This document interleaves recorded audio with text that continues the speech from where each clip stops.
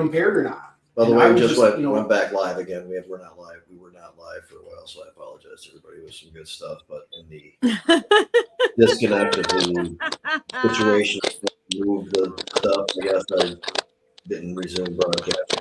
It just started right now. There's like broadcasting today. Hear that? Yeah, I hear cracking too. I apologize. When you went live? We are back on, so let's start. We have Josh Covert with us. We have Shelly Smith. Okay. Slane, Mr. Hashbash, Adam Brooke, Rick Thompson. Resume and again. Jamie Lowell. On for a blip before, possibly. We'll keep it going now. A little over a half hour late. If anybody actually jumps on, but we'll get some stuff on record. I apologize. I wondered why there weren't any comments in the comment section. Yeah, and I didn't realize that. Where are fans? I didn't want to bring it up during the show. Yeah. I'm, an idiot more than everyone. You know how those mistakes happen. So I didn't really want to get some stuff really on public record, is the truth. So starting now, everybody realizes that we're broadcasting, but we can kind of resume. We no more spy stuff.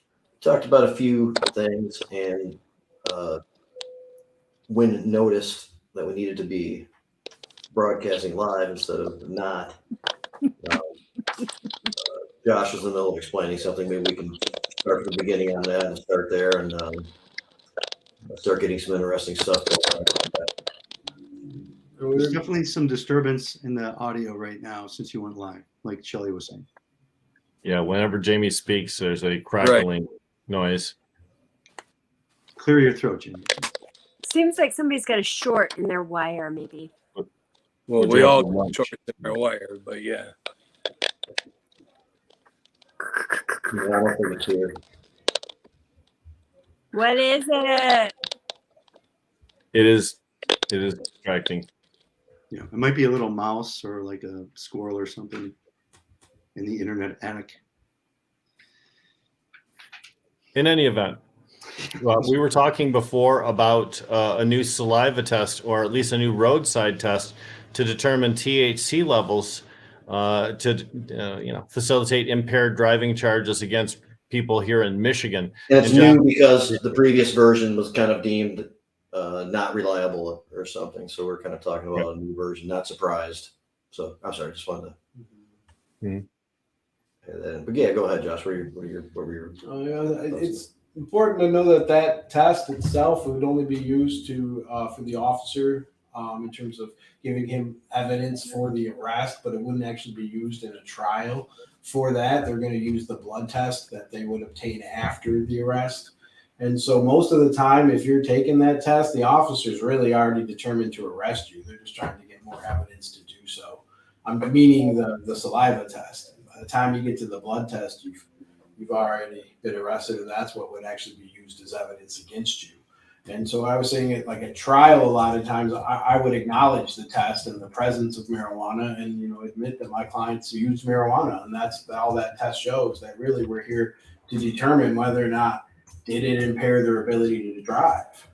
And that's a whole kind of like simplifies it for the jury a lot. And we really just look at, how was the person driving and how were they behaving afterwards?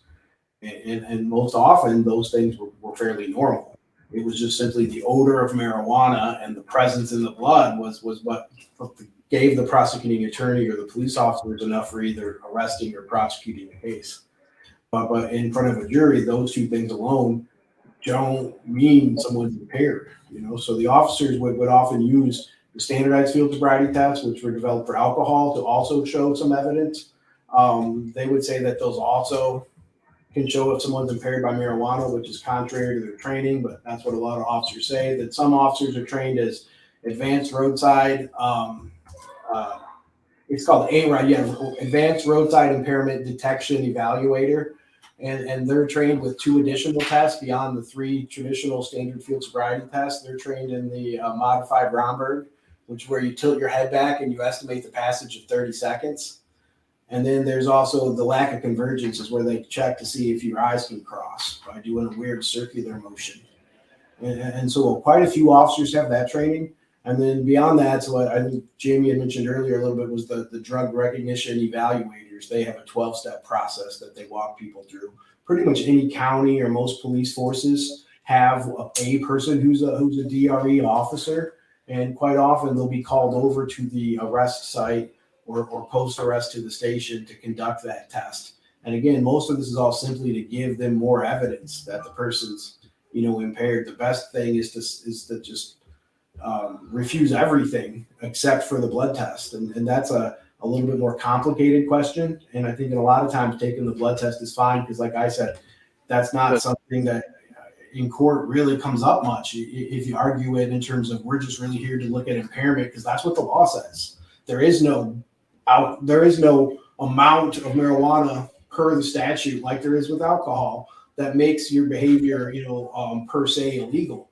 And so looking at it that way, that test doesn't give them much, but takes a lot away potentially in terms of your driver's license and other consequences that are handled outside of your criminal case.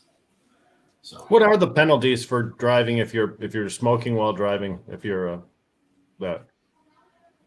I did have to refer to MRTMA off the top of my head. I don't know if that is covered under MRTMA. I know you can't according to MRTMA. I don't think there's a penalty provision there. I'd have to look. So that's kind of an uncertain area. I can't say I've had anybody charged specifically for smoking in a vehicle before. Yeah, that was my question. Because Josh, is that because there aren't any proper tests that are reliable, that they just don't waste their time on arresting? They just tell you to don't do it. On the driving, I've had lots of people. So driving, I'm prepared. Obviously, saying smoking in a vehicle, I think was what I think Rick had mentioned, and the penalties for simply smoking in the vehicle, right? But impaired driving, I've had like numerous clients over the years, like a whole bunch, and that was somewhat widely prosecuted, but I'd see it in pockets. Like certain areas were more prevalent on it, and then other areas I really wouldn't see a lot because I think the officers had a better understanding of cannabis and weren't really all about prosecuting people. So I think a lot of people have favorable experiences with officers in cannabis and driving, and a lot of people have unfavorable experiences. It really depends on the individual officer. Whereas with alcohol, it's pretty uniform. If the officer thinks you're drunk, you're getting out of the car, you're doing your BAC. If you're above a 0.08, you're getting handcuffs. And there's a chance if you're below 0.08, you can get on handcuffs on the visibly impaired theory. And so like that's pretty well, consistent. But marijuana is not consistent. And I think it really has to do with there's no per se amount the officer can rely on to make their decision really easy. But since I know I'm going to jail anyways, I'm going to finish smoking my joint and then pull over.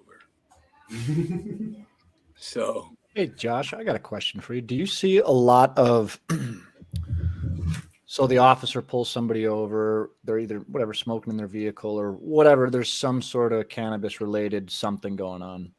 Do you find a lot of issues, search incident to arrest, or during like an inventory search if they try and tow the vehicle or something to that effect, where people are getting additional charges tacked on for, say they, I don't know, had some pills that weren't in a pill bottle or a gun in the car or something crazy like that? Like, I feel like the cannabis, like you said, is not very clear like it is with the alcohol related offenses, but I feel like the aftermath of what happens after the officer pulls them out of the vehicle and starts doing their investigation, where people can also get jammed up. Do you see any of that?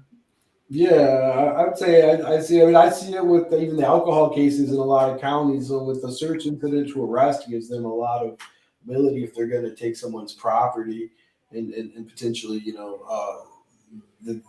they have to have certain policies in place and follow those policies. They have to be reasonable. There's a lot of like things that go into it, but certainly some police officers try to take advantage of that by creating policies and trying to do it the right way. And then anytime somebody gets arrested, essentially they'll search the car. And a lot of times it'll be with the claim of at least the inside of the car of evidence of the crime, which would be evidence of marijuana that's been burnt or, recently consumed or something like that.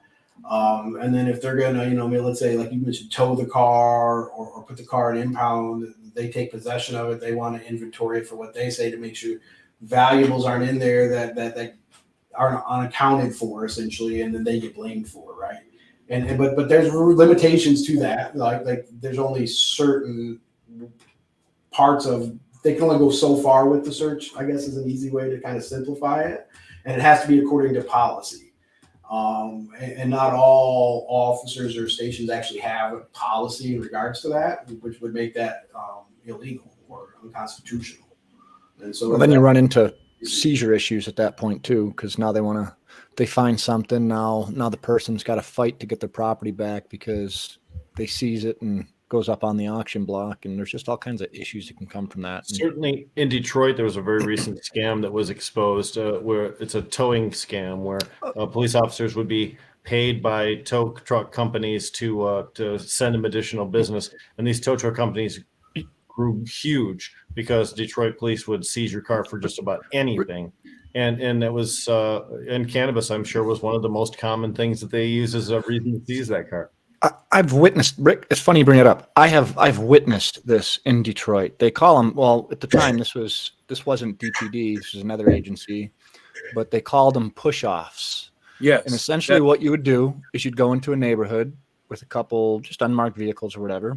And, you sit on a dope house. There's a dope house, it's a dope house. It's very clearly a dope house. And you just watch people. They go up, they get the drugs, you pull them over, you take the car. They send the car to impound. They don't charge the people with anything. They tell them to beat it. If you want your car, it's $1,200 or whatever it is. It was like it was $800 or $900 to charge. maddening to see it. Anton, They're just taking the car. yeah, Yeah, I was a victim of that on I-94 at the airport. Basically, it's called the nuisance push-off law that Wayne County has, I believe. That's exactly They were what doing it happened. with cannabis. People purchasing cannabis from all the stores there too. If they weren't like coming out and immediately putting it in their trunk, they would Right. then pull them over and like take the car. It was like $900 to get it back. What? Yeah, they seized my car. They said I was smoking it. They had no evidence of any of this other than odor, and they seized my car, and I had to, retrieve it from the tow yard and all that. But they were like seizing it. That it wasn't just an impound. Adam hit the nail on the head. That's exactly how it goes. But you do this to 50 people in a day, Yeah, and then Mhm. these were state troopers working the post out by the airport there. The Wayne County was very popular. I don't know if they do that now, but it was back then. Just because Detroit police officers were busted with this scam doesn't mean that stopped people in other places in the state from doing the same thing too. It's a common practice in a lot of, especially urban areas. That wasn't actually a scam, though. You have to understand that was the law. That's The semantic. kickbacks. So Josh is trying to get something in on this. Scam. Yeah. It's a Josh, what you got? Yeah. So I've seen it other places too. So like a casino, for instance, they have really good security. They refer it to local police officers, and the police officers respond. But this was back when, cannabis was illegal. I had a client that won a decent amount in the casino, but his buddies weren't ready to leave, so he was just going to hang out at the bar. He was done gambling, had his winnings in his pocket. Somebody approached him at the bar and was like, "Hey," and they talked for a while. And she was like, I got a joint. You want to go out and smoke it? Like, yeah, why don't we go to your car? So they go to his car, smoke a joint. Within minutes, the police officers were there, or the I shouldn't say tribal, the casino security was there. And then obviously the local police was called. And because they smoked marijuana that wasn't even his, they seized his winnings and said it was connected to drugs because it was found in close proximity to the drugs. And then they seized his car too. And then shortly after that, I had a young kid that went to college and got his financial aid check and bought a cheap car to have a car paid off so we'd have reliable transportation. And he had a little bit of money left over, like $100, $200. Him and his buddy went up to the casino. He had just bought the car, went up to the casino that day. And I think he lost a couple $100, went in his car and smoked a joint. And they came right up, approached him because he had marijuana. They seized his car, and unfortunately, both of those people approached me after the window to get it back because civil law is different than criminal law, and that stuff happens pretty quick with the civil proceedings. And they didn't put a deposit down and didn't approach me in time, and there wasn't a lot I could do in either one of those cases, unfortunately. but it was just really alarming to see that like there are other places, all across the state. I think that you can be subject to that where you don't even think about it. For instance, The unless Indian you- casinos are the worst. Well- The Indian casinos, I hear, are some of the worst places that they literally drive around because they know people go out to their car to smoke weed. And I mean, I know a half a dozen people that have been busted at casinos. Well, Josh, what is there? Is there anything you can say legally yourself if they say I'm about to take your car? Like, is there any kind of No. Or would the way to handle police at that moment? No, you're better just best to read the paperwork real carefully and then contact an attorney right away and make sure you do all of the things to get it back, because they do have a burden once you get to court, and they have to, at least in some instances. There's some of the stuff like I think Adam was talking about, when it's written into the law is a little different. What I was talking about was where they were seizing it under the asset forfeiture law, Right. code, under the drug laws, and then they don't have as much. It's a little harder for them to do it that way. Let's say, so you got to call them to court, and usually you can, do well when you bring it to court, and usually they'll want to settle right away, and they'll tell you, hey, like for this amount of money, you can buy your own car back, which is kind of crazy. But unfortunately for some people, they're left in no other position other than to buy their own car back. Yeah, but don't impede the police. If they decide they're going to take your car, don't impede them, because then you get additional charges that are not just a payment thing. Now you've got criminality involved. When my house was raided and they decided that they were going to seize all kinds of bizarre items, I had 21 days to file and post a bond on those items. And the worst and most sickening thing of all of it is that if you collect money, they don't treat it as collectibles or evidence. They treat it as money. And they supposedly deposit it in the bank.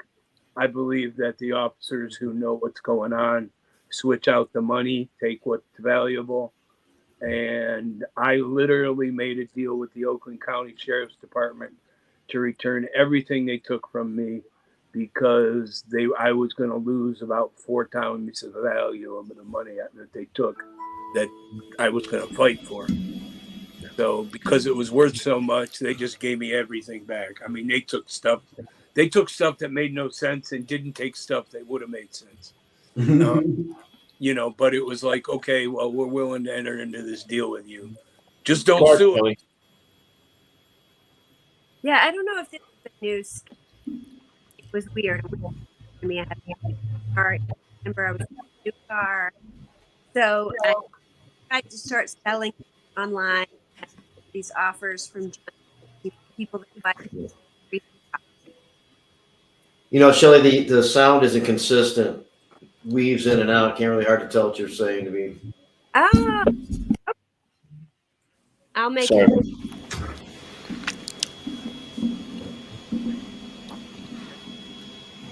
Yeah, I think Richard made a point. He said he put something on there that says federal officers. Actually, excuse me, at the Fed level, I know, like what you said is exactly what happens. When you get money, it's oftentimes they convert it to either like a cashier's check or something, and it's deposited into the bank.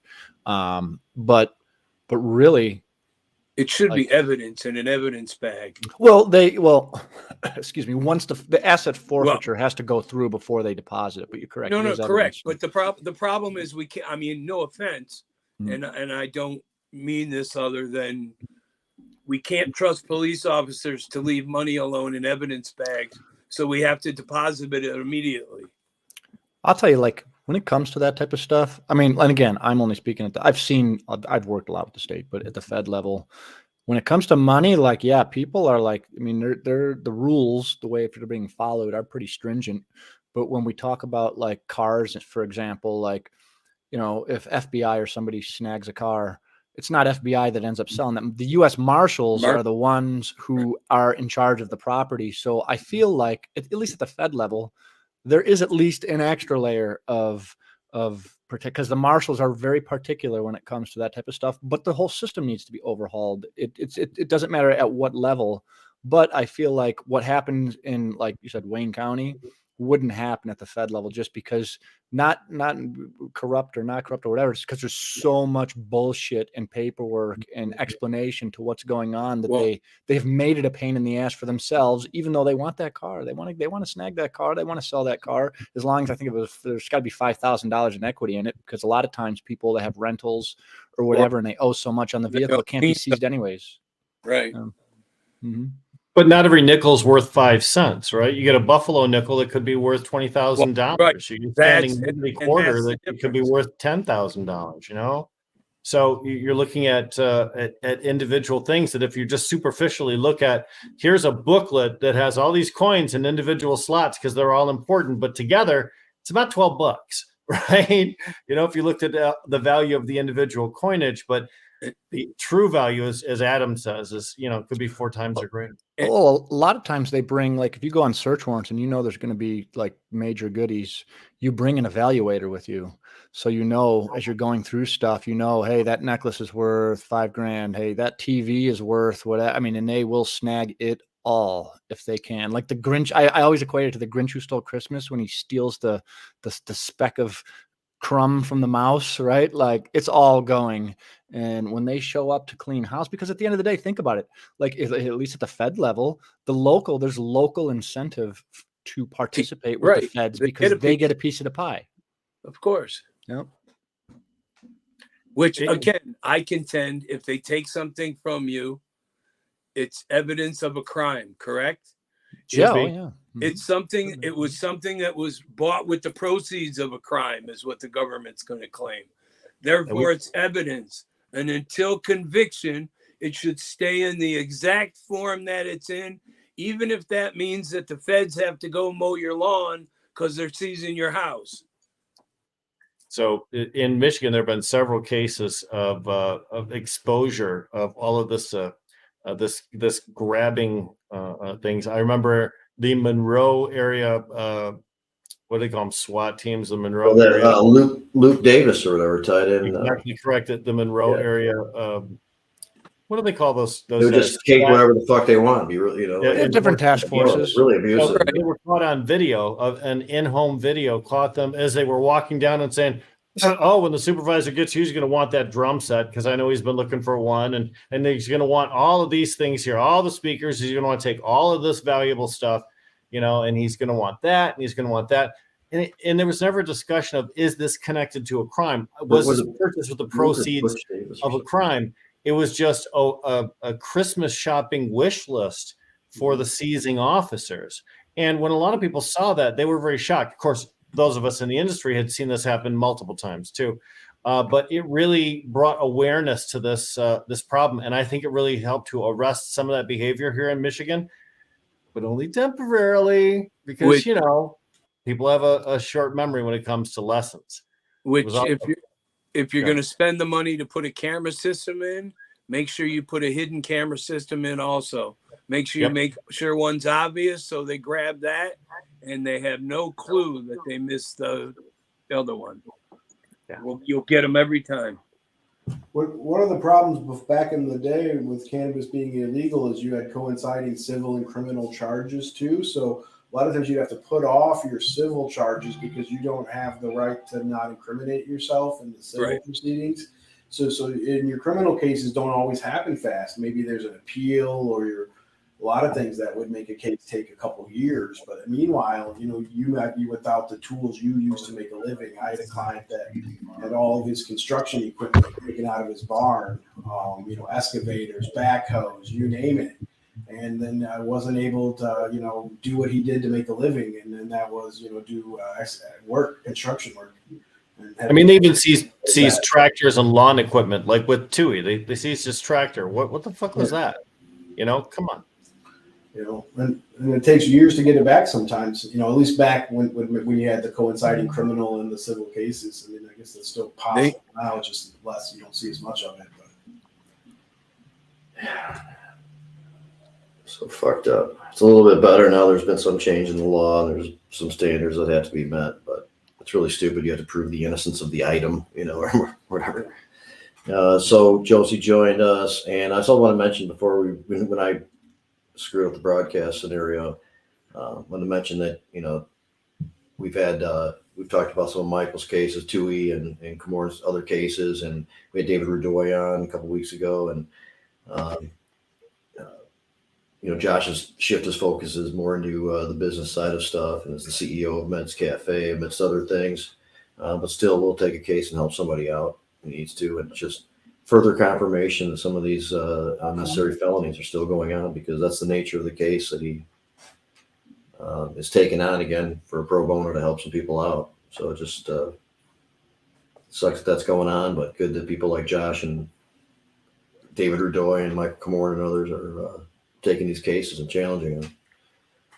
Yeah, I took a case pro bono recently where someone was charged with a felony for manufacturing marijuana, and we've had a few court appearances now, and it seems the court's receptive, or the prosecuting attorney, once they were actually told about, MRTMA and Prop 1, and the new law, essentially.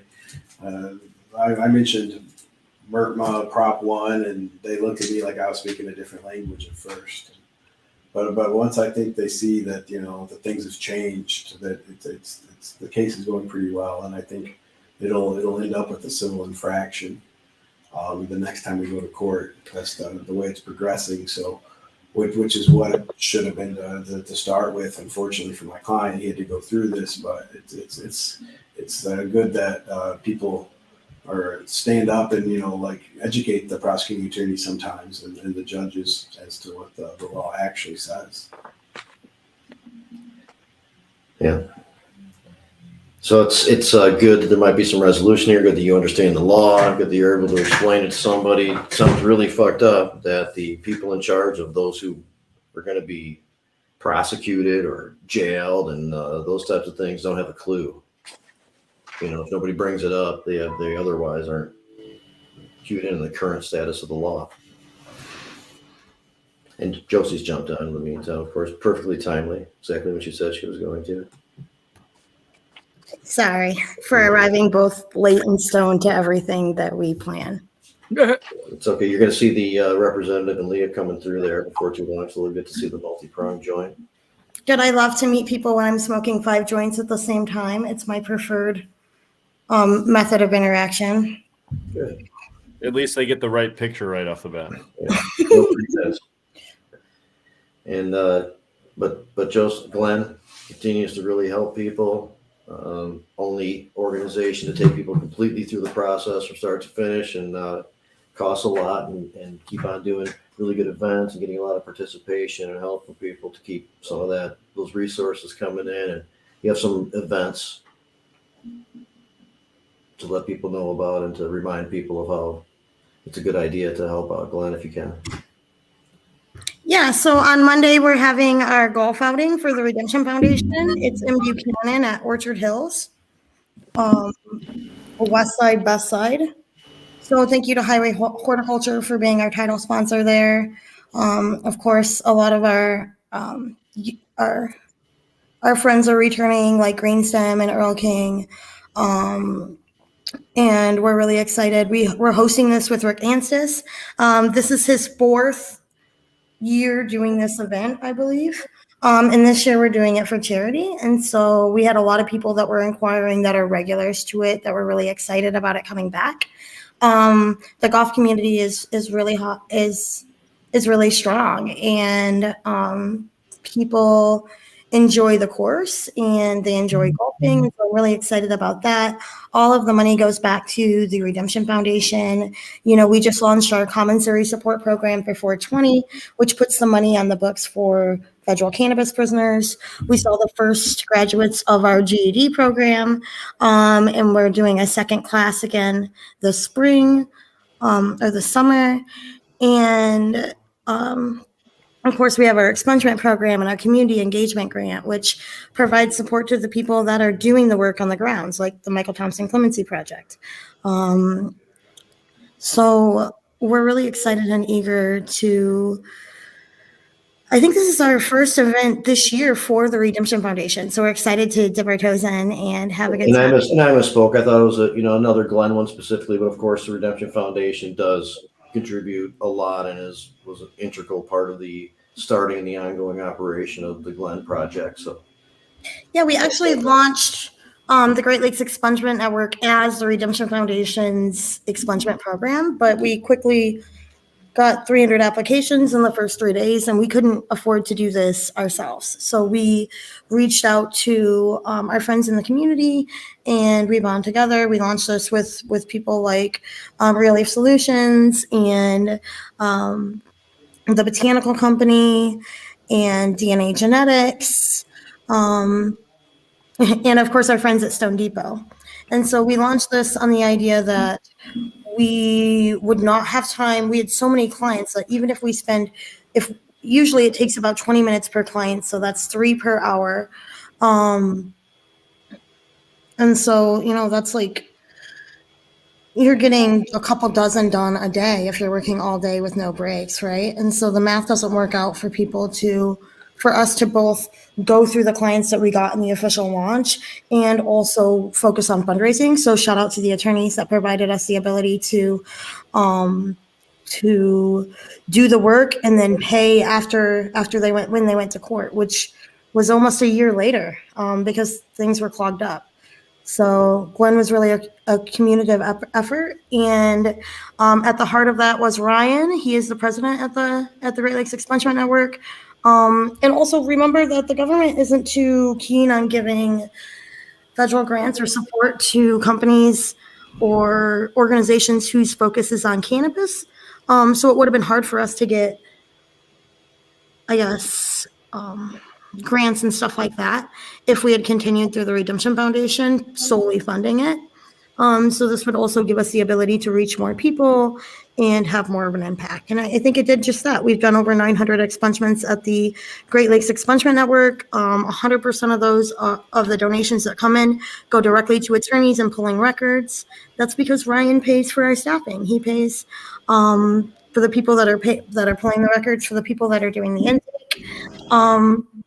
And that all comes from the Redemption Foundation budget. So, and every time you buy Redemption, 10% of those proceeds go back to the Redemption Foundation. So it's nice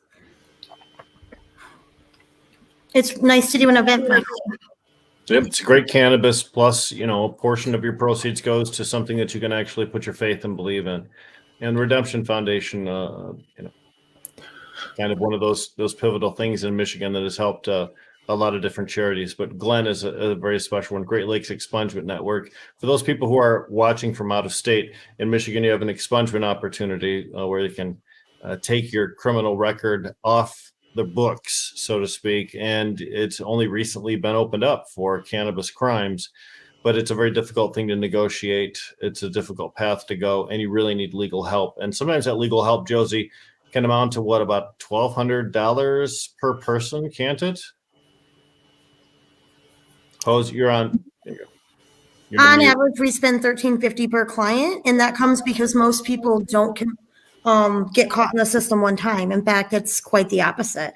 And things must be expunged in layers unless they're in the same court. So statistically, people have multiple expungements that they need done in order to reach the end of their expungement path, right? So we'll have clients for several years. Sometimes it's easier than others. On average, it's $1,350.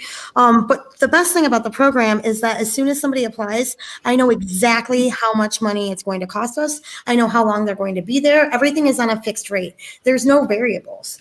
So it's $500 per application. We do all misdemeanor marijuana stuff in-house. I pay $100 to house those in law, so that if we have any issues, we also need to keep track of when these things are approved. And so it's best to do that with one attorney.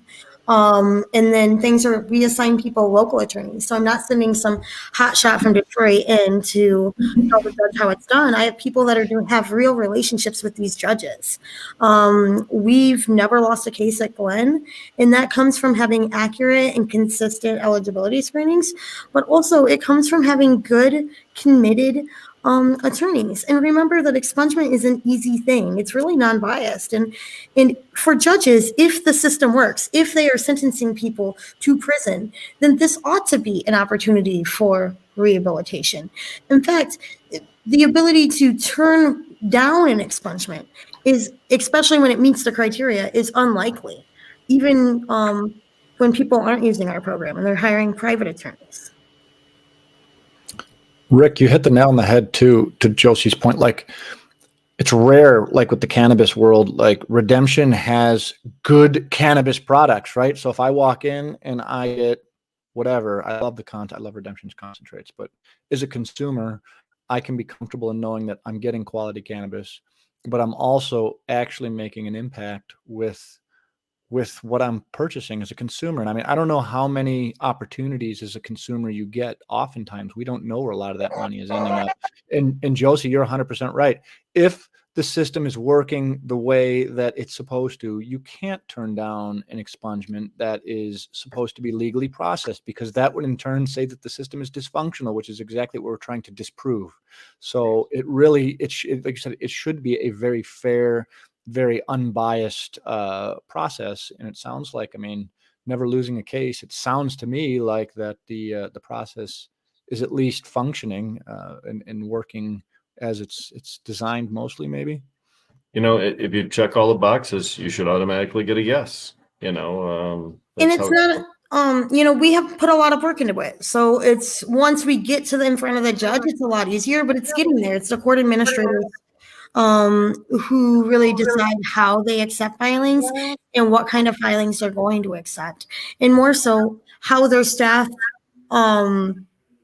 participates in the expungement, meaning, do they answer the phone when you call? Do they know what an expungement is? Are they creating policy? So remember, we're filing dozens of these at the same time. So we're able to open a real communication with the prosecutor's office and say, hey, excuse me, we think you're wrong about X, Y, and Z, and here's why.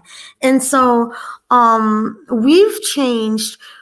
The impact of Glenn goes so much further than, hey, I help these people expunge their record. It changes the way that these courts receive these things, and also how the prosecutors prosecute on them, if they prosecute at all.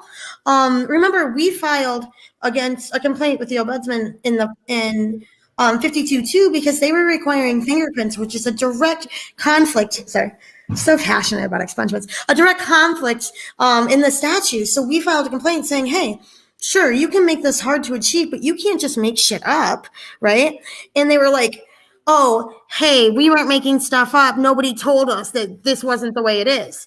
Meanwhile, this is 52.2 is in Oakland County. This is not cowboy cops. This is people that control an incredible percentage of the population, and more so an incredible percentage of the formerly incarcerated folks. And when people are unable to see any reflection of the system working in their favor, meaning, oh yes, of course I will go through the judge and they will give me an expungement or whatever. When they're unable to see that, they don't believe it's going to happen. So once they hit a barrier that says, oh, I don't have that record. Oh, I don't know what you're talking about. Oh, you need fingerprints. Oh, fuck you. Even just a tone in the voice, it ends right there. And so having a support system there is important. And that's why it's so great that we have such a great intake manager. So shout out to Blanca.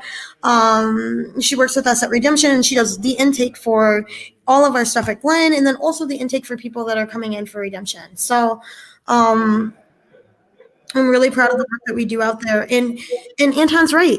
Redemption is affordable, and it should be that way, right? And I get into this rant 100 times a day, but cannabis should be affordable. It should be accessible. It should mean something, and you should smoke it and be impressed. And it can mean something. And Michigan's a unique state where the barriers were a lot lower, where you could sell you could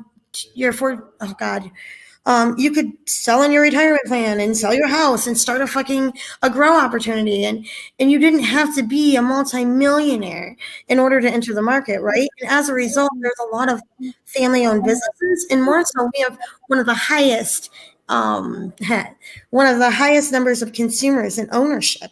And as a result, we had cheaper weed quicker. We had better weed. I would say, argumentatively, if you went to any other state and bought legal licensed weed, we have some of the best.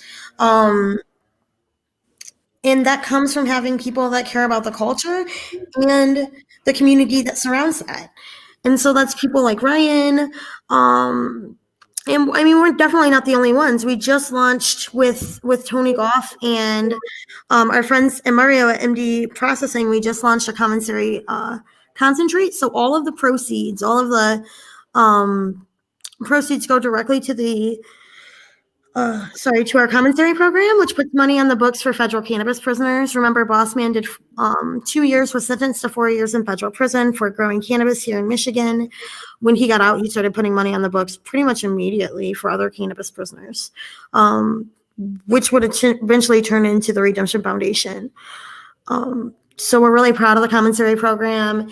It gives up to $300 a month to federal cannabis prisoners. We started with Danny Trevino, and all of the commissary concentrate money goes directly to that and not to any of the other programs. So that's pretty excited to get a consistent way to fund that.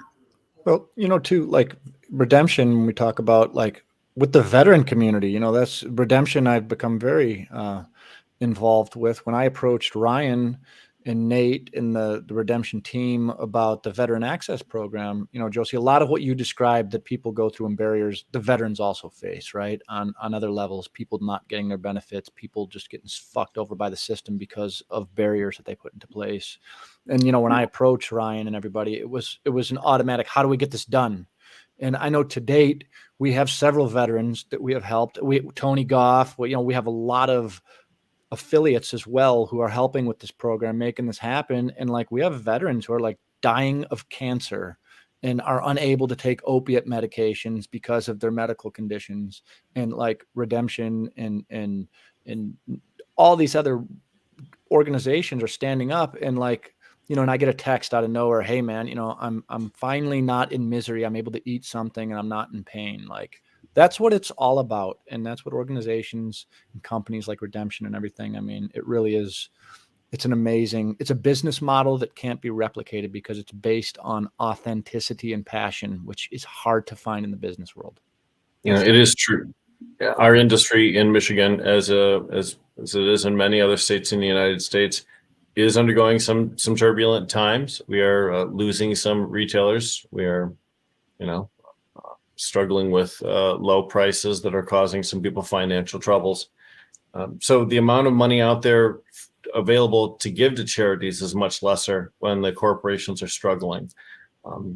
In the caregiver world, in the regular cannabis community, oftentimes because it's an all cash business, there's an opportunity to be generous that you don't always have in the corporate world. But for Redemption to continue to maintain the 10% donation to the foundation is just fantastic. And they're in a greater number of stores all the time. Ryan, I was at the Redemption offices earlier today. Jamie's broadcasting from the Meds Cafe / Redemption office building right now. It's a hub of activity and Josie, you're there too, aren't you? The headquarters. I am. That's why I was late. I was recognize that allegedly smoking weed in the office. Yeah, busted. But so here in Michigan, charity used to be pretty prevalent. Now it's kind of hard to come by. Just the way it is. But there's no shortage of people that need this stuff. And also there's no shortage. These are programs that can impact people that and that do impact the people that And, we talk a lot about expungement, but we do a lot more at the Redemption Foundation. We have the GED readiness program, and it's not just for current or former cannabis prisoners, but their families, recognizing that people other than the actual prisoner are also impacted by this, and being willing to step up and say, hey, I can help you is big. And remember that that's more than just, hey, go take the test, we'll pay for it. It's a student success coach. It's a laptop, it's a computer, it's all of the textbooks that you need. It's a career navigation coach as well. It's the ability to go in and find a career that you're proud of and that you deserve. And so shout out to Janet Mod Roots for that and for coming up with that and for leading this program and for just absolutely grinding every single Yeah, day. there was somebody who graduated from the program that Two. celebrated. Two people. Incredible. I can't believe it. We'll go back on and talk about that before too long. This is, once again, this is more than just today. This is more than tomorrow. This is generational. This is the ability to change how you feel about yourself, how your family feels about you, how your children feel about you, right? How you feel about cannabis companies, how they feel about lawyers, the criminal justice system. This changes so much. And I think it gets swept away in just being, oh, it's a GED program, or oh, it's expungements, or oh, they're putting money on the commissary. But what other programs do you see that do this kind of stuff, right? Where at some point people are falling through the cracks and we are creating nets to catch them. And I'm so proud to work with Redemption. I'm so proud of the work that we do. And we really couldn't do it if people weren't A, invested in the mission, and B, proud and eager to buy the product. So I'm grateful to be here. I'm really excited about the golf outing. We also have a jail and bail fundraiser coming up. This should be on our website sometime next week. And I'm so excited. Do you guys remember the jail and bail fundraisers from back in the day? I do. Yeah. Yep. Kevin Spiller used to do right? stuff like that, if I recall. And they have to raise a mock bail in order to go out, and all of the money goes to the charity. So we put a little twist on it, and it's $100 to serve the warrant. You can pick whatever you want to for the crime, but it can't be a real crime. It has to be silly. And then you pick how much that nominated person is, their bail money is. And so then they can raise that money. Either it's $50 extra for us to serve it on social media or send it to them in the mail, or $420 for Sharmy to come to their house and serve it herself. It is, you can do, anybody is eligible for the warrant. So if you want to put up your boss, if you want to put up Steve Linder, hey, you hear me? I'm saying, if you want to put up people that you think would get a kick out of it, please do. All entries are due mid-June, and then we collect on the Capitol on July 29th. We have a variety of legislators that are coming on. And all of the money goes back to the Redemption Foundation. Of course, you do have the opportunity to plead no contest to the crime that you're accused of and just pay the bail straight out. And we accept all varieties of payment, right? So you can set this up on GoFundMe. You can set this up on Facebook, on Instagram, through PayPal giving. You can also do this on Cash App, on Venmo. And it's a really fun way to get your friends involved. So yeah, I'm really excited about that. If you or a friend are looking for expungement, as always, please go to the redemptionfoundation.org/expungement to apply. Thanks for having me on. You're welcome. You have is when you say that you're getting representatives to come on board, you mean to be involved in the jail and bail fundraiser? Yes. And so I'm excited. We'll do some promo videos to highlight them, and hopefully that'll raise some money too. And so when we promote these on social media, there'll be a donation button right there. And so it's really easy to do. And also, if you're looking for good ways to, if you watch out, because somebody might nominate you, Jamie. If you get nominated, there's lots of ways to raise the money, right? You can do it through GoFundMe. We're approved through so many different venues. We're a 501c3 nonprofit organization. We're registered with the IRS.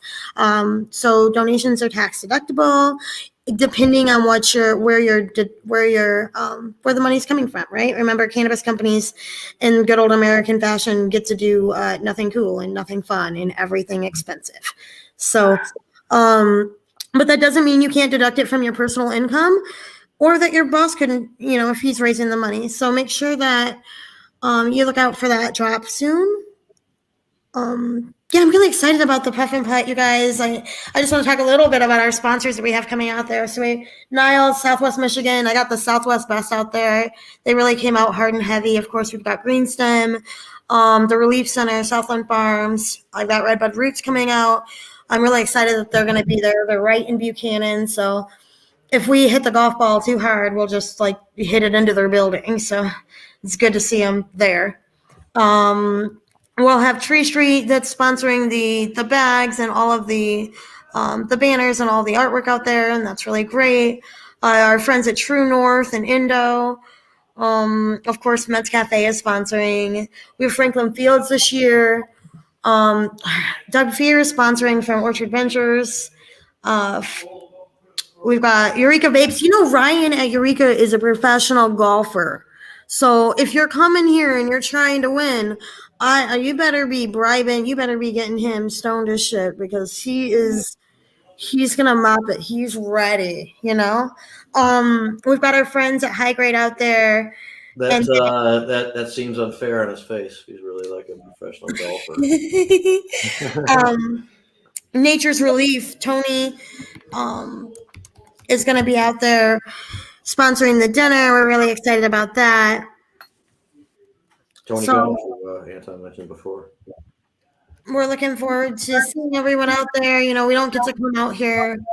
A lot of people don't get to come to the West Side too often, but I feel like they're coming more and more now that there's a bunch of border stores. So Buchanan's a small town, but we've got 5 dispensaries in the same quarter mile. So it's definitely a hot spot for consumers. It's one of the closest places for Illinois and some of the Indiana consumers as well. So we see a lot of traffic for that.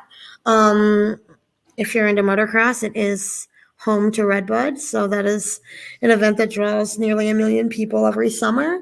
And as a result, we see a pretty consistent stream of folks in and out of the city visiting the shops. And I think it's made the city a lot more progressive in terms of how they approach more than just cannabis. So I like your fundraising strategy. It's very innovative. And when we come to nonprofit, like I have a lot of experience dealing with nonprofits, and a lot of times their fundraising strategies just, they're boring, right? The way that they're trying to raise money, it's just not innovative. You know, it'd just be easier to write you the damn check instead. You know what I'm saying?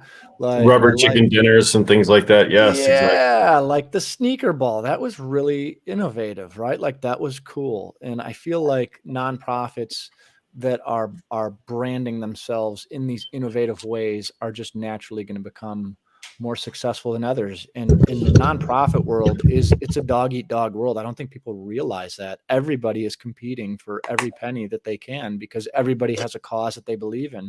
Oftentimes we have causes that overlap. And so just but there's only a very limited amount of donation money out there floating around. So being able to be innovative and capture those dollars is pretty cool. So you guys, you come up with some good ideas. I appreciate that. Thank you. I'm so excited about it. And, you know, we did, for the first year, we tried to get people to give us money because we were doing good work, and pounds were like $3,200. So it was like a good vibe. But nobody has a charitable giving budget. People only have marketing budgets. And so when Jamie Cooper said to me, like, if you can get this into a marketing budget, I can fucking do it, dude. Like I don't have a budget for this. This isn't like when you ask somebody to split a pizza in the POS and they're like, there's not a button for that. And so we were eager to figure out how to get that done. And God, I'm sorry, I smoked 5 joints. I forgot what I was saying. I saw Katie from Greenstone walk in and I lost it. You're talking about how it was monumental for Great Lakes Expungement and Redemption Foundation. So we started creating events just out of pure desperation to fund the program. And the idea is that we want to create something that you would pay to be at, even if it wasn't charitable, right? How do we get people to pay $7,000 to do a booth at an event? But we can't get $500 to do expungements to change people's lives, right? How do we break that bridge? And so doing things like the sneaker ball, or probably the best example of this is our Hash Bash treasure map, which is, thank you to Adam for making that so easy to sell, but which is an added experience to an event that's probably cherished by most of us, by all of us. And so the ability to diversify the ask has been really difficult. And especially when at the end of the day, we just want to show up and party. Like, well, we're ready. We already did the work, right? So I appreciate that. I wish that it was me, but we have such a great team. And remember, the team doesn't work for anything. They don't even work for praise and glory, right? They just are trying their best to expunge records. And once you get a taste of it, once you see, hey, wait, this fucking works, and people are getting their records expunged and they're getting promotions, their whole lives are changing. That's when you're like, I think I have to do this again. So yeah, thank you so much for having us on, me on. There's a big payoff there. I would argue, Josie, that you get the biggest payout of it all, because I think when people talk about payouts, they're thinking in dollars and cents, but not many people get to experience passion for what they're doing, right? I feel like that as human beings, we slug away at some shitty job that we don't want to be at until we're 65, and then we die, right? And a lot of times you don't have that sense of purpose. So I would argue you get some of the biggest payout in karma points that can be had. Joy is elusive, isn't it? In modern society. So when you see Michael Thompson walk out from the prison, as Jamie and I did, when you watch that and you have the elation of seeing something that you helped to make happen, finally come to fruition, and the joy on the family members' faces. Come on. That's worth it. That's worth a million trials and tribulations. That right the there. den of iniquity here. Just last night, as I walked in, I took a nice big breath. Right. She was all sleepy before. I was all sleepy. Jamie had all my energy back. Really good. Brian, there's iniquity in that den. It's kind of cool. Yay. All right. Thank you guys for having me on. I do have to get off at 5:30, but I do appreciate the opportunity. I'm so grateful to be here. And I'll see you at the Puffin Pot. Yeah. Good job, Joes. Hey, listen, but while we're still on this whole subject, I want to read something from Shelly Smith, who had to drop off earlier today, had some difficulty with her audio. She wrote, seems like my sound is messed up. I want to invite everyone to a free live recording of Reeds and Weeds at the Independent Comedy Club in Hamtramck this Saturday, May 20th, as part of the Detroit Women of Comedy Festival. Starts at 3 p.m. Thanks to Josie and Treetown for helping me put together some gift bags for the audience. And there are great lineups on Friday and Saturday. So, thank you, Treetown. If you don't know, Treetown is locally owned. It's one of the only Michigan-born bred edible companies that are as large as it's the largest Michigan-born and bred edible company in the state. They have everything. I always say all the edibles I grew up on, and my mom's like, "Stop saying that," but it's true. So baked goods, and they just released a whole line of infused pre-rolls. They are consistent partners with Glenn, so shout out to Treetown. Thank you guys for having me. You Take bet, care, Joe. Josie. Thanks, Joe. Yeah. I did not see your online. I was looking for it. Jamie, can you angle the camera down a little bit more so that we get more face and less? There you go. Great. And so we are now joined by Leah, Skylar, Legislative Director for Representative Wilson's office. And Representative Wilson.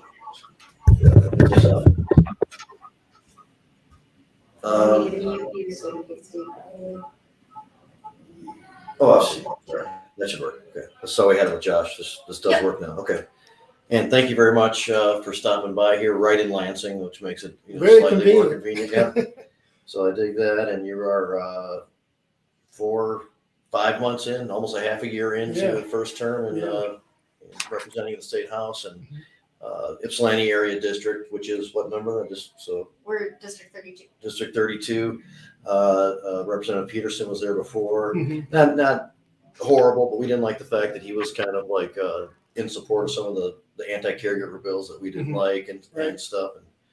And at least from our perspective, cannabis community type perspective, we thought somebody else should be in here, man. And of course, we crossed paths a few times when you were working on the board at Ypsilanti Township. Yeah. And so just really happy that you are in this position and here with us today. So Yeah, thank you for all your support too.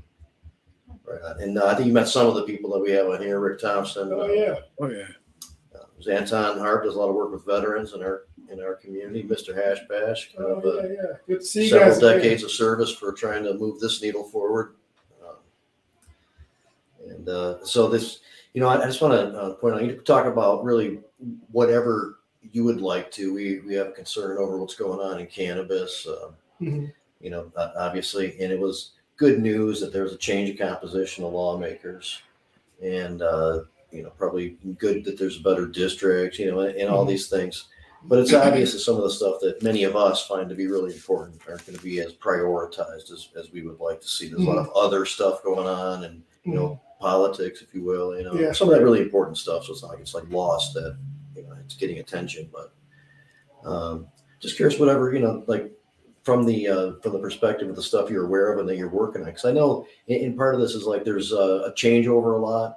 And we've had people that we've worked with for a long time, and so that there's always a few people we like to turn to or get the motivation to be interested in this, to learn about it, try to take it up when you see it necessary, because it gets deprioritized. But it's actually a very important issue that covers a lot of ground, to many of us. And so, just very appreciative that you're looking at this and looking at which things you think are reasonable to help push, and from the cannabis perspective and stuff like that. And so I've had some conversations about a few different topics within the cannabis space. One of those actually I had today. I don't even think I've told Leah yet. Is that I think there's going to be a kind of a working group to talk about moratoriums, specifically around the grow,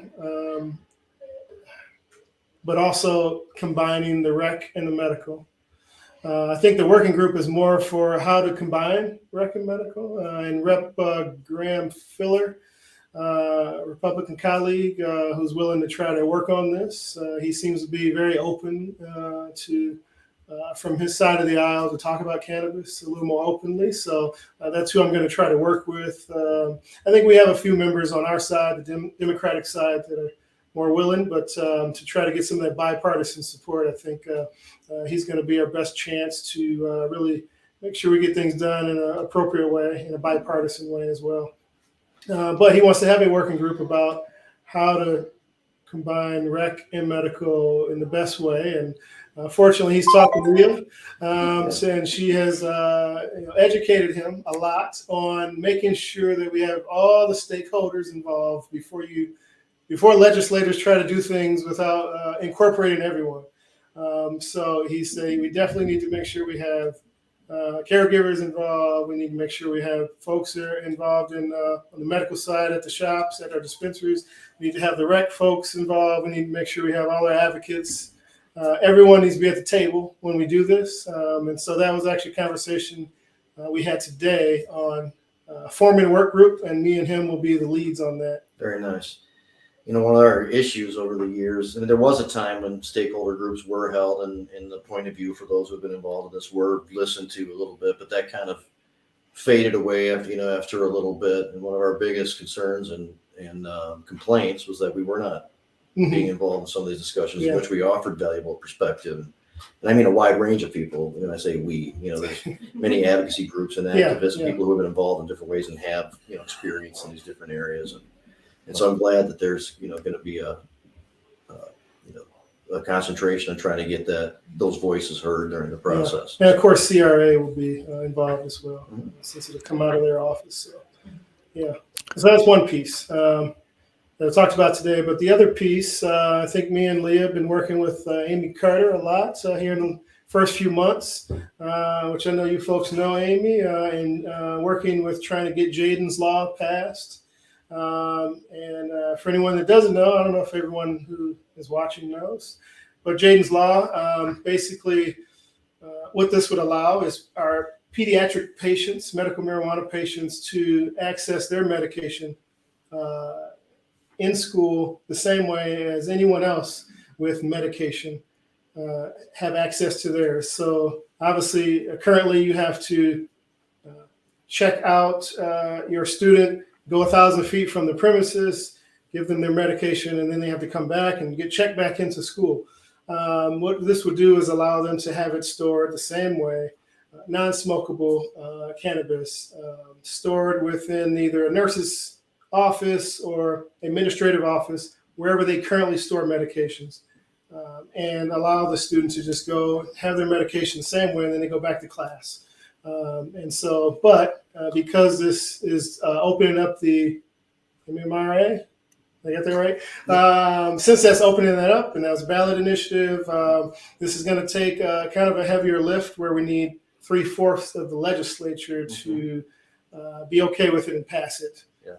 And so this is going to take a lot of bipartisan support. So I'm hoping to also work with Rep. Filler on that potentially, but it's going to be a longer discussion possibly. So we're going to probably have Amy Carter and Jaden talk with him, and they can probably talk about it better than I can, and so it's going to have to be a little more work on that one. But that's something else our office is working on. Nice. Yeah, the MMA.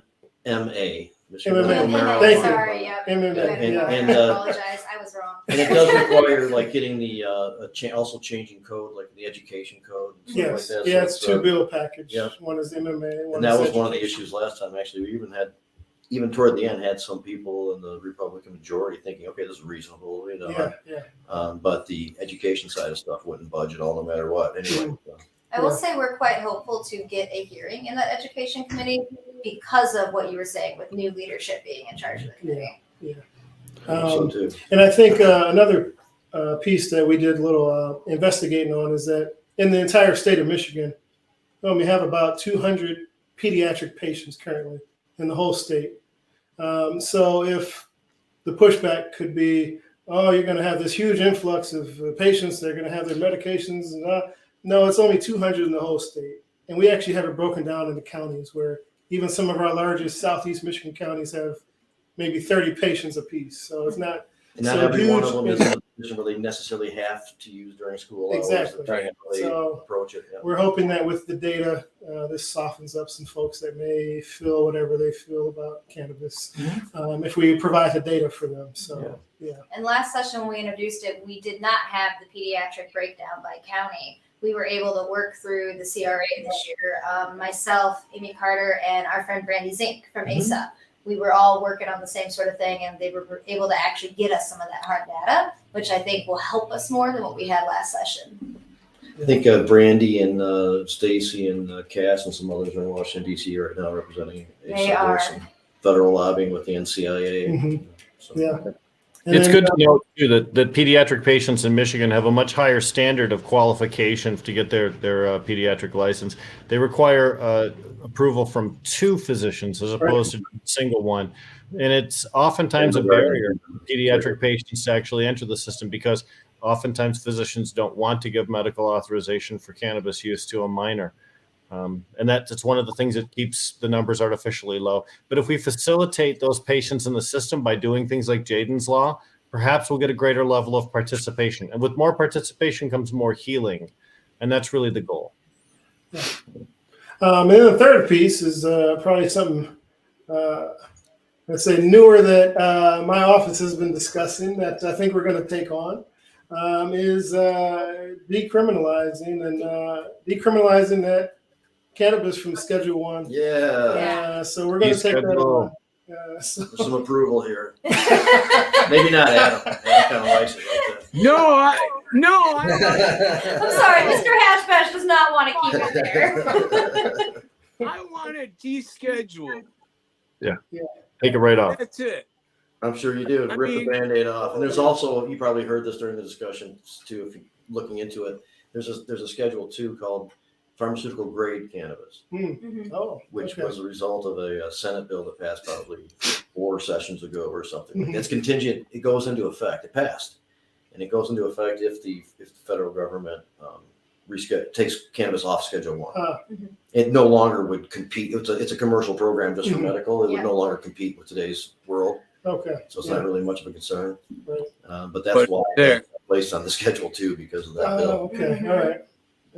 That should come off too. I'm just saying. Yeah. The whole, you know. See, I'm telling you, just every time I talked to Jamie, guys. We might He's as well- doing his job. We He might gives as me a well do it whole all at list. once. Yeah, we might as well do it all at once at the same time. And there's some bills being talked about individually that just would be also taken care of in one fell swoop with that move, as opposed to having to do it piecemeal. Yeah. They might get more support because this is a difficult thing to explain to some people. But once you kind of understand, it's irrational for it to stay there. And once the seed is sown, I mean, it's kind of hard to look at it any other way. I mean, you can look at what might need to be accompanied, companion bill that might shore something up or something that's of concern. But Yeah, right. but it really needs to come off. It still causes a lot of problems for people. We had Josh Covert on here earlier. He's the CEO of Meds, but he's also an attorney. I don't know if you met him. He hasn't met him, no. Okay. Yeah. Leah told me about him. So he takes case pro bono from time to time just to help out.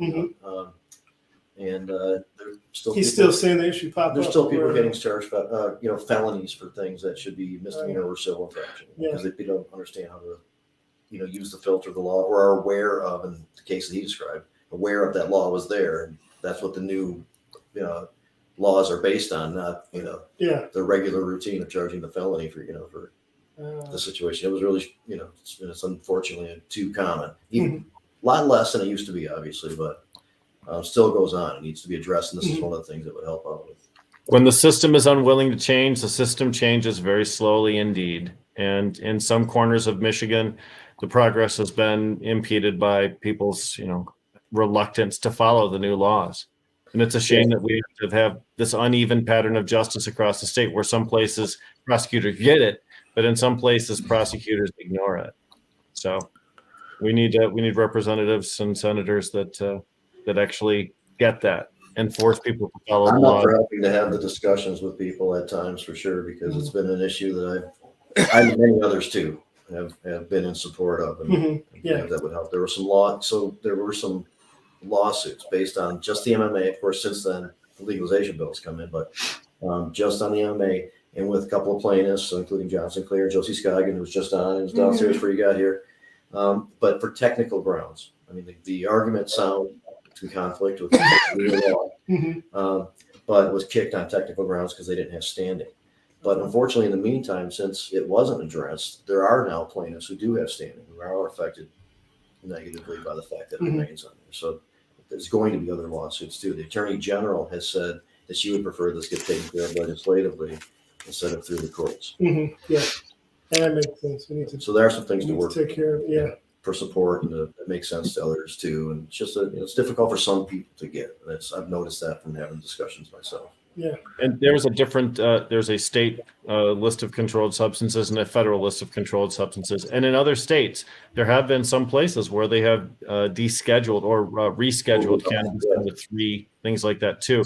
So it's not an impossible proposition. It's already been done in other states. It's possible to have a variance between federal schedule and state-based schedule. If I can slip in real quick, Rep Wilson, pleasure to meet you. So my role is I'm a disabled veteran, and actually I'm a former federal law enforcement officer as well. So I represent a perspective within the cannabis community that you don't necessarily find every day, right? So I appreciate you speaking up about a work group, and I would just ask, please include the veterans. We want to be there. We want to be included. We want to make sure, Rick Thompson, Jamie have been huge advocates about getting our voice included, and I appreciate that. And the other thing I just want to throw in there is, I love the fact that you're trying to come up with new ideas. Jaden's Law 100% needs to be passed. What I would also ask is that we're also monitoring what we have on the books. And by the example that I would give is, within the MRTMA, we as the taxpayers authorize $40 million of cannabis excise taxes to be set aside for PTSD research with cannabis within the veteran community to lower the suicidality rate. I am also a suicide survivor and a cancer survivor, so cannabis has impacted my life in many different ways. And what I would ask is, this is in the books, and money has been dispersed, and things could have been watched. We want to make sure that we're doing the taxpayers their due diligence, and that our tax money is being spent in fair and concise manners. And the CRA has been wonderful to work with. And we're trying to work with our partners who have been given grant money. And the only thing I would ask is when you're looking at these cannabis losses, just to make sure, we got $40 million floating around there. And while, everybody's trying to make sure that everything is being done above board and trying to help the veterans, we need your help as the legislator to ensure that things are being monitored and audited appropriately. So I figured I would just throw that in. I'm actually next month, I will be, I've been intimately involved in this process. I will be speaking before the FDA regarding this particular research that's going on for the MAPS Foundation.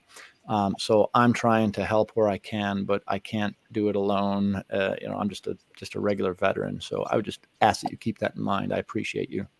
I appreciate you letting me know about that. And do you know, have any of those funds already started being spent, or are they just kind of holding on to them? The money was dispersed, and I'll tell you the big thing right now, we have a meeting on Wednesday. I meet with the CRA regularly with Rick Thompson. And one of the things was when this money was dispersed, there were several questions and issues that I had raised because the research that was suggested that folks wanted to put forward did not necessarily, from my perspective, jive with what the MRTMA being that they have to be FDA approved studies. So they were cut a check. And the big issue right now is they're allowed to spend that first portion of what they got, and they weren't obligated contractually to provide line item budgets, meaning we don't know where the money is. We just get general numbers, right? So, as a taxpayer and as a consumer and as somebody who's passionate about this, I have requested that each grantee provide line item budgets in the interest of transparency, whether they're contractually obligated to do that or not. And that meeting is actually taking place on Wednesday with the CRA. So I expect full transparency from each grantee. But, these are issues that as the legislator, y'all need to know about because, the fact of how this was done, the CRA they've been great to deal with, but they're not an agency was built to deal with $40 million of grant money. So we just want to make sure we're keeping our eyes on that. And I just wanted to throw that out there for your awareness. Appreciate that. Yeah. Having the veteran perspective along with many others as stakeholders in such a evaluation of all laws that could affect cannabis, the things are important.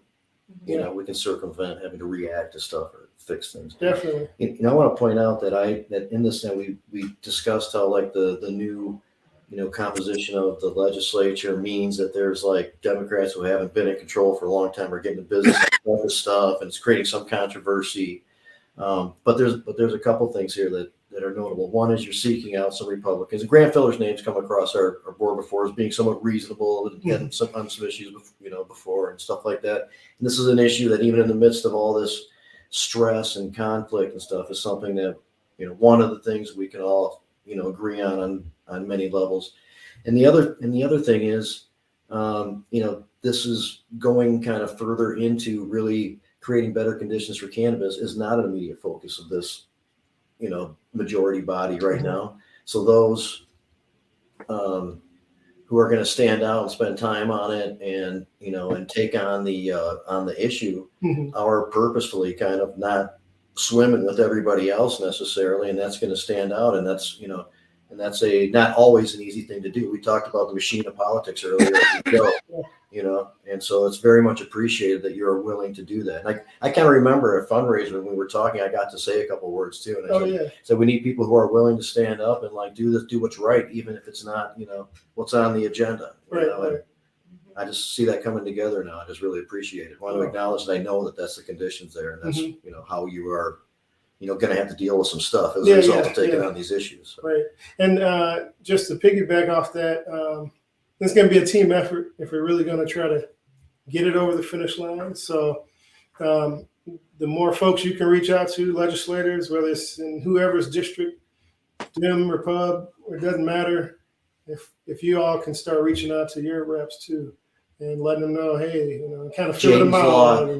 Descheduling, sensible changes, not all these. There's a bunch of things being discussed. A lot of them are unnecessary or just not with. Are you currently proactive. Go ahead, Adam. Are you currently seeking co-sponsors for Jaden's Law? Is that what we'd like to use that in an appeal? So, Rick, it's not officially introduced on the floor yet, but we are obviously recruiting co-sponsors. So I've been reaching out to allies in the office to let them know we have the legislation and make sure that they are interested in co-sponsoring, but we are not like collecting signatures at this second. However, any office interested or rep, send them to us. I have a running list of who we will be having as a co-sponsor once we have it introduced. Fantastic.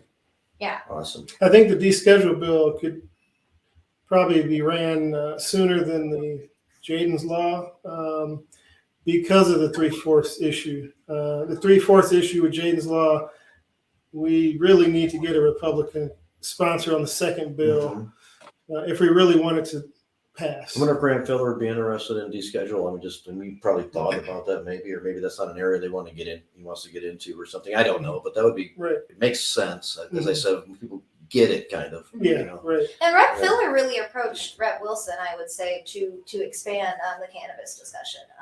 And I think quite quickly learned how much I love it and then has consistently been talking and reaching out to continue the conversation. Sure. I think some of that hope is he can be our voice on that other side, explaining, as you said, these are common sense things. Because you do need the 3/4. We don't need more stuff on labels. You know, we don't need. You know, that's one of the bills, as you probably know, that was introduced and well intended. I mean, we had an opportunity to speak with people in the office, very cool people, very no issue, no ill intent or something, but Some things aren't necessary. Yeah, we could focus on stuff that would help some things out. And I appreciate that little extra level of awareness, on these issues. Yeah. And the other good part about our office is as things are being talked about behind the scenes, that may not be all that positive, we can let you all know to, start helping us out on shutting things down before they even get, Yeah, see where some of the opposition Yeah. might be coming from or whatever. Yeah, that's helpful. Yeah, there's a new lobbying group. It seems as if that's launching in Lansing now, including, one of the guys who was originally involved in the Skymint Green Peak organization, Joe Neller, and that's problematic as we believe he's still under investigation from the FBI as part of this corruption scandal, but also because the large MCMA lobbying firm dissolved recently, so we've been expecting somebody to try and fill that vacuum. And So suspicious or not, comfortable is that when he was involved in the beginning with Skymint with MCMA, during some of the exchanges, I know I and others said, so like, are you planning on trying to peel back caregiver rights? Because it's obvious that a lot of these people who are without historical perspective and cultural perspective believe that the cannabis or the caregiver system is direct competition to their big investments and got to shut that down, and that kind of stuff. So the concern is always if you're ganging up as big money interests, are you going to be looking to peel back existing rights or not? And so would ask him very directly, oh, no, we love the caregiver system. So, in last session, as we all know, we spent a long time having to discuss, anti-caregiver bills that would put unnecessary mandates on them and peel back, existing rights. Yeah.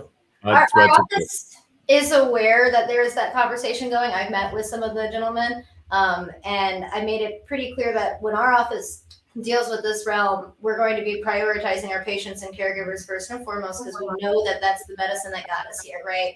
And I also mentioned that we really want to lift up our actual Michigan-based companies, so mom and pop shops here in Michigan, our Michiganders that have been fighting this forever. That's going to be a lot of how we approach that. And that was the message from our office to the individuals exploring a new lobby group at this time. However, I'm very adamant to keep that line of communication open so we do know what everyone is looking at. Right on. Much appreciate your influence in the office and the experience and knowledge that you bring. Well, I just thank the rep for bringing me up. The whole thing works. Yeah. There's synergy there. It all works. Yeah. And these issues are really important. A lot of people do view like, oh, job over, we legalize. It's good job. Now let's worry about some other stuff. But there's a lot of fine tuning that needs to take place. Yeah. But definitely feel free to reach out to our office anytime. with any issues, questions, or however we can be of assistance in any of these pieces of legislation or future legislation. So it's important to the area that you represent. I know because I've spent a lot of time there in business and living there at different times in my life too. And I love Ypsilanti. So yeah. Trying to be a leader in the industry as well as in the community. Yeah. And again, is there anything else that, we're kind of running late, but is there anything else that you want to make sure, that you get in before we wrap it up? No, I think we covered it all. We got some work to do, so I'm looking forward to getting into it. So, and I'm sure there's a few others out there that, have good intent and some passion on this issue. We'll find them and work together at times, but to know that you're picking up this, there's kind of a void there. And it's also, I think, kind of cool that it's the Washtenaw County. We've got Rep Robbie and, some others kind of like take these issues on. In fact, he did introduce a descheduled bill last session toward the end of the session. And he titled it the John Sinclair Act. Yeah, that would be kind of tributary, also if we did something like that. Yeah. So. Excellent. And Leah, anything else you want to get in before we? No, I mean, most of y'all know me well. The office is looking at probably planning like a cannabis lunch and learn lobby day in the fall. Obviously, you will all be included in that conversation. And I did want to just let Anton know, Anton, you are on my list of individuals to be in the room when these things are decided. So I appreciate you. That I got you on there because I agree with you that the vet perspective, we often discuss it, but we can't live it, right? So I just wanted you to know you are on that stakeholder list. I appreciate you very much. Thank you so much. Of course. And we're a unique group and we got to bring them all in. So we're excited. Hopefully this fall we'll get to do some more fun stuff, maybe get some more bills dropped, lobby day, lunch and learn. People want to learn up there. So I want to make sure that our office is helping facilitate providing the correct information to the legislatures. And that's much appreciated because there's a lot of misinformation floating around and a lot of people coming in is very well intended, but as people without reference to a lot of the discussion that's already been taking place in historical perspective and stuff. And so that information is still very important. It is every session, as we've learned the hard way sometimes. Mm-hmm. And especially with your freshman class being so large, there's so many new reps that have the excitement, but frankly didn't know all the groups that are involved. So Latrice didn't make it on today, but Weedsters and Amy in other respects too are going to be, doing some of the education. Hopefully the Cannabis Caucus and Michigan Normal and Michigan ASA and Anton and many others. Trust me, I made the list of who could help host a lobby day and was like, man, guys, we're doing good. There's a lot of us in Michigan. Yeah. Anton, anything you want to throw in for we? What a cool platform. At the end of the day, this is actually government, right? We have a representative here listening to the people. We have advocates advocating from many diverse perspectives. And at the end of the day, we kind of diverge on the we agree that cannabis is something that has enriched our lives and is something that we need to continue fighting for. And at the legislative level, at the advocacy level, and at every level we can. So I appreciate y'all. Thanks. Hey, Adam. And thank you for your service, by the way, as well. Thank you very much, Rep. I appreciate that. Adam? Oh, no, I really appreciate Rep Wilson showing up. We met before at a fundraiser, and I was excited. I mean, just to have new people who actually are pro-pot, it's a new era. I mean, it really is. And what's coming up in the next few elections should be even better. But, we got a lot of work to do, that's for sure. So we'll be there. Right on. Very nice. Rick, if you don't mind wrapping us up, I'm a little over. I screwed up the broadcast, but we got some good stuff on here. So I really appreciate it. And, Rick is, we'll wrap us up and we'll end just a little bit late. It's all about shepherding the program. We used voter-directed initiatives to pass what we wanted. We gave the government the go-ahead to start creating rules, and oftentimes those rules miss the mark. And we have a process through which we can correct when things are incorrectly interpreted. And it all involves citizen input, just like today, and involvement in government by interacting with your elected officials. And oftentimes the biggest impact can be had locally. and we know that. So I would encourage everyone to continue to do what we've done today, which is talk about important things, discuss the future and how we want it to look, and then take those concerns and those aspirations directly to the people who are going to cast votes to support our vision. And thank you to the representative for joining us today. I've always enjoyed your time, Jimmy, and it's fun to see you here today. Thanks. Right on. Yep, good show. Thanks everybody who was on, and we'll be back next week, and we'll have you back on, hopefully, to update on some stuff, discuss some more things, and again, it is much appreciated by everybody. Thanks again to Rick, and goodbye, everybody.